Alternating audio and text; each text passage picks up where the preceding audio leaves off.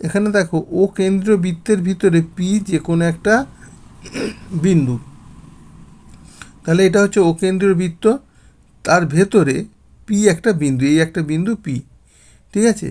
এবার বৃত্তের ব্যাসার্ধ 5 সেন্টিমিটার, তাহলে এই যে ও এ বৃত্তের ব্যাসার্ধ ও এ সমান কত বলেছে 5 সেন্টিমিটার, হ্যাঁ, হলে পি বিন্দুগামী জ্যাটির দৈর্ঘ্য ন্যূনতম তা নির্ণয় করব।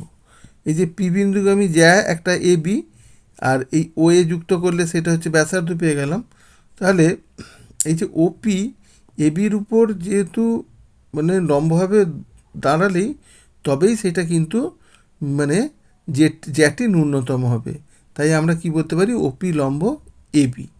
তাহলে এটা একটা তাহলে সমকোণী ত্রিভুজ বেরিয়ে গেল, যার ব্যাসার্ধ তোমার ওয়েটা দেওয়া আছে 5 সেন্টিমিটার, আর এদিক থেকে এই জ্যায়ের উপর যে লম্ব দূরত্বটা সেটাও 3 সেন্টিমিটার দেওয়া আছে।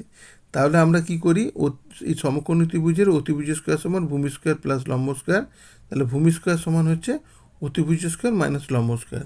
তাহলে আমরা কি বলবো, এপি সমান কত হচ্ছে না, এপি স্কোয়ার সমান 5 স্কোয়ার প্লাস 3 স্কোয়ার, এখান থেকে এপির মান আমরা 4 বার করে দিলাম, ঠিক আছে।